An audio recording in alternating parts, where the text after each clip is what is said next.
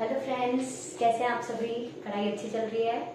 हम आज आ गए हैं एक्सपोनेंट्स एंड पावर्स के लेसन नंबर 9 में, जिसमें हम और दो क्वेश्चंस करने वाले हैं जिनके जो पावर्स हैं वो अननोन है। ठीक है, प्रीवियस वीडियोस में भी हमने इस टाइप के कुछ क्वेश्चन किए, लेकिन उसमें कुछ अलग था। आप देखेंगे मेरे हर वीडियो में मैं कुछ न्यू वैरायटी ऑफ क्वेश्चंस ला रही हूँ ताकि ज्यादा से ज्यादा वैरायटी मैं कवर कर सकूँ। ठीक है, तो चलिए हम स्टार्ट करते हैं। देखिए अब हो क्या रहा है यहाँ पर, ये जो नंबर है ये किसी भी बेस या एक्सपोनेंशियल, मतलब बेस और पावर के फॉर्म में नहीं है, एक्सपोनेंशियल फॉर्म में नहीं है। तो इसको मैंने आपको याद करिए, किसी भी नंबर को एक्सपोनेंशियल फॉर्म में कैसे कन्वर्ट करना है ये मैंने आपको सिखाया, आई थिंक वीडियो नंबर 2 या 3 में। ठीक है, तो आप जरूर वो देखिए, उसके बाद आपको ये समझ आएगा।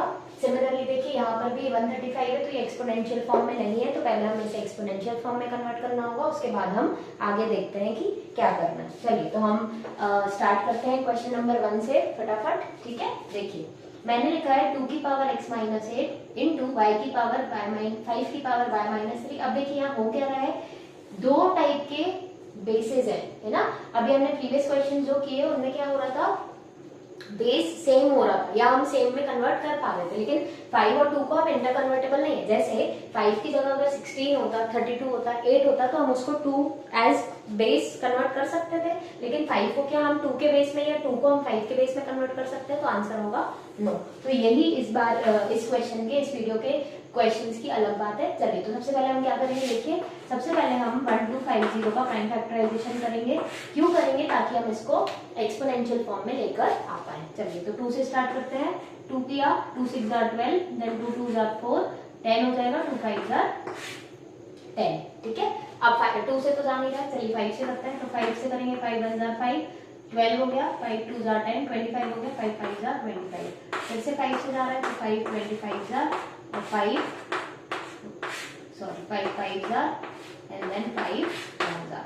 ठीक है, तो क्या आप मुझे बताइए 1250 को मैं 2 into 5 raise to the power 4 लिख सकती हूँ। यस, हमने पिछले वीडियोस में भी ये सीखा है। तो हमारा देखिए अगला स्टेप क्या हो जाएगा, 2 की पावर x माइनस 8 मल्टीप्लाई 5 की power y minus 3 is equal to, I will be writing 2 की पावर 1 मल्टीप्लाई 5 की पावर 4। ठीक है, अभी क्वेश्चन देखिए, देखने में बहुत डिफिकल्ट लग रहा होगा लेकिन बहुत सिंपल है। आप सोचेंगे मैम यहाँ बेस भी नहीं है, यहाँ पे अननोन्स भी दो हैं, x भी है y भी है, तो ये बस देखने में डिफिकल्ट है नहीं। चलिए अब क्या करना है, देखिए अलग से इसको और इसको कंपेयर करना है और अलग से 5 और 5 को कंपेयर करना है। मैंने आपको प्रीवियस वीडियोस में बताया था कि जब भी बेसिस LHS में और RHS में हो तो उनका पावर्स डेफिनेटली इक्वल होगा, होना ही पड़ेगा, तभी ये ट्रू हो सकता है ना। इक्वालिटी क्या होता है, ट्रू स्टेटमेंट होती है, वो बोलती है LHS और RHS बराबर ही होगा। तो मेरे को एक बात बताइए, 2 की पावर x माइनस 8 और यहाँ 2 की पावर 1 है, ये तभी पॉसिबल है ना जब इसके पावर सेम हो, है ना। अगर पावर सेम नहीं है तो ये दोनों कभी इक्वल हो ही नहीं सकते। और यहाँ 5 है, यहाँ भी 5 है, मतलब 5 की पावर 5 से कंपेयर होंगे और 2 की पावर 2 से कंपेयर होंगे। चलिए तो हम कंपेयर करते हैं, लिखिए ऑन कंपेयरिंग देखिए क्या आएगा, x minus 8 should be equal to 1। Y, because 2 के पावर्स 2 से ही कंपेयर होंगे और 2 से इक्वेट कर सकते हैं, तो x माइनस 8 1 हो जाएगा। इससे मिलेगा मुझे x की पावर 8 प्लस 1 दैट इज 9। तो मुझे x की वैल्यू तो मिल गई, x होगा 9। ठीक है, सिमिलरली अब 5 की पावर को 5 की पावर से ही इक्वेट करेंगे, तो 5 की पावर LHS में है y माइनस 3, RHS में है 4, तो चलिए इक्वेट कर देते हैं। ऑल्सो ये जो y माइनस 3 है ये किसके बराबर होना चाहिए, 4 के बराबर होना चाहिए ना। तो y की वैल्यू क्या आ जाएगी 4, और यहाँ से 3 माइनस में है तो उस तरफ जाके प्लस हो जाएगा, तो 4 प्लस 3 विल बी 7। तो हमें x मिल गया 9, y मिल गया 7। ठीक है, तो देखिए डिफिकल्ट था कितना पर कितना शॉर्ट। जो बच्चा ओरली ही कर सकता है, जो बच्चा ये कैलकुलेट इतना बस करने के बाद वो ओरली बता सकता है कि मैम क्या आंसर होगा। देखिए यहाँ से मिलेगी 5 की पावर 4, मैंने इमेजिन कर लिया, दिमाग में रख लिया 5 की पावर 4 इस तरफ है, 5 की पावर y माइनस 3 इस तरफ है। जब y माइनस 3 को मैं 4 से इक्वेट करूंगी तो मुझे y 7 मिल जाएगा।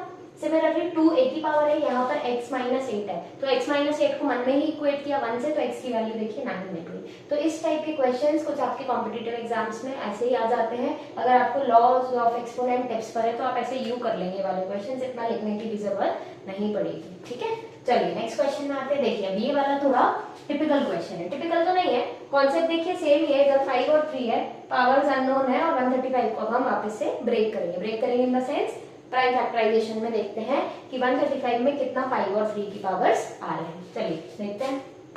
135 पहले 5 से ही कर लेती हूँ मैं, ताकि ये जल्दी से छोटा हो जाएगा नंबर। तो 5 से किया, 5 2 जार 10, 35, 5 7 जार 35। अब 3 से होगा तो 3 9 जार, 3 से अगले जाएगा 3 3 जार, 3 से अगले गया 3 1 जार। ठीक है, देखिए तो 135 में 5 की पावर 1 आ रहा है और 3 की पावर 3 आ रहा है। चलिए इक्वेट कर देते हैं दोनों को।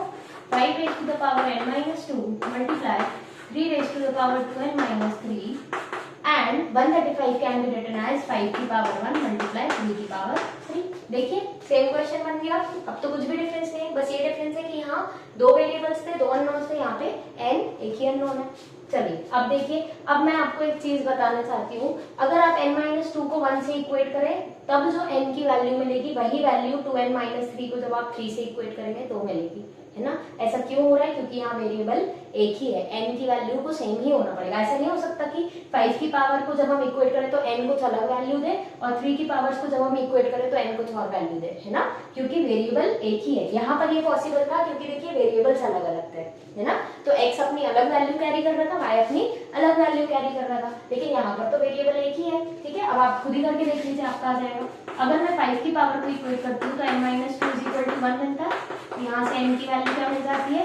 3, है ना। अब किसी बच्चे को ये वाला पहले देखा, उसको ये करने का, इक्वेट करने का मन हुआ तो वो ये कर लेगा।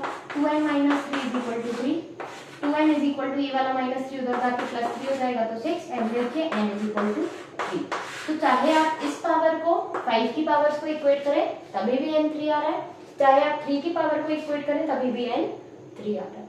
ठीक है, तो आई होप ये वाले क्वेश्चंस भी आपको अच्छे से समझ आए होंगे।